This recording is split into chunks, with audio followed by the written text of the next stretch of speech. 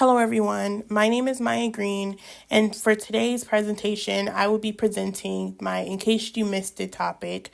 on social media, which is a social justice issue that is heavily focused in 2025,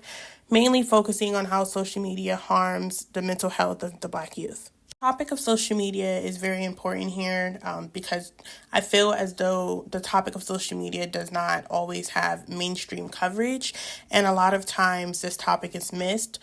And here in this presentation, we would have some slides that will be introducing the central idea of social media affecting mental health of Black youth, as well as some subtopics that mainly focus on the online racism and the overall impact that it has on not only Black youth, but teens in general when it comes to social media.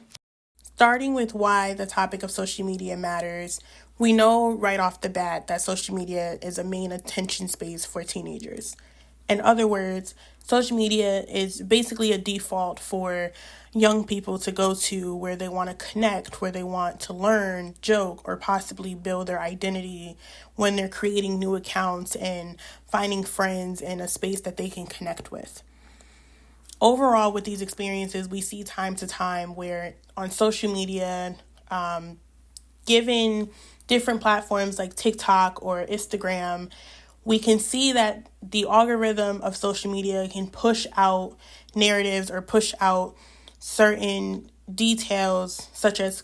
violent imagery or comments or viral posts that may not be the best thing for teenagers to see at such a young age, given that when you see these things or you see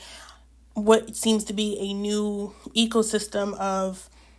ideas, it can shape a narrative and it can shape the mentality or mental health of where you are. And this matters with teenagers because in their state of mind, being so young and still trying to develop an identity,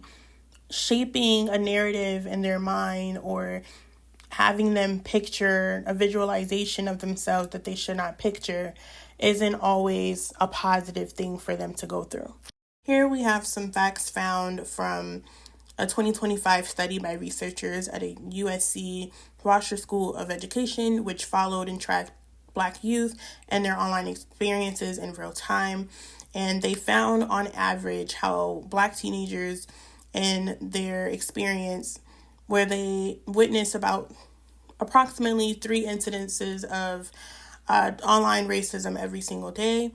And with this information, it includes direct harassment and racial slurs or even mocking comments and algorithmically suggested content that gets reinforced into stereotypes. And being that these aren't just rare events, we know that this is happening on a daily exposure when it comes to teenagers being on social media. Along with that information, the researchers have also found measurements of immediate effects on Black teens and teens in general with online encounters days later, where they've reported in a high amount of increased anxiety or even heightened stress that they may develop, and even to the extent of depressive symptoms the very next day. And I feel that this is important to know because with social media, it's not just a place where racism can happen, but it's also a place where racism can translate into psychological symptoms that can have long-term effects on teenagers. Social media is also considered a social justice issue because this issue sits at the intersection of race, mental health, and even technological power. Within the Black youth, they don't get to choose to see these things, but however, they're forced into seeing these type of designs due to the structuralism of how social media works with their algorithms. And it's not just enough to tell people to, hey, get off social media or just log off for the day, because the platforms in themselves are structured to push out whatever video or whatever comment is viral in that day. And it doesn't really matter in that case if the video or comment or even the imagery is positive or negative. And with the social justice here, it creates a demand of algorithmic transparency and pushing for better content moderation and recognizing that this is indeed a structural kind of problem and not an individual problem. And although there are cases where on social media it has been an individual case of pushing out hate or online hateful comments and things like that, overall, social media is structured to push algorithms regardless of the results of it. Connecting this to the digital society of things. This kind of forces us to ask, what kind of online environment are we building here for our teens or building in general? With social media platforms, they're shaping identities, they're shaping mental health, they're trying to give us a sense of safety for our teens, but then harmfully places us in a digital space where it affects the entire community. And the experience of Black teens in 2025 show how racism has shifted but has not disappeared, and yet moved into new technical forms of retaliation or forms of visualization. And with that, the screen becomes a site for both connection and trauma, especially to our teens. Shifting my direction to the youth perspective of things, we know that what's really important here is how teens are not going to want to quit social media, as they use this to build or rekindle friendships. They use it to show off their creativity. They use it as a sense of humor, and they also use it as a way of activism. And in many cases where they find support from other Black youths or teens in general,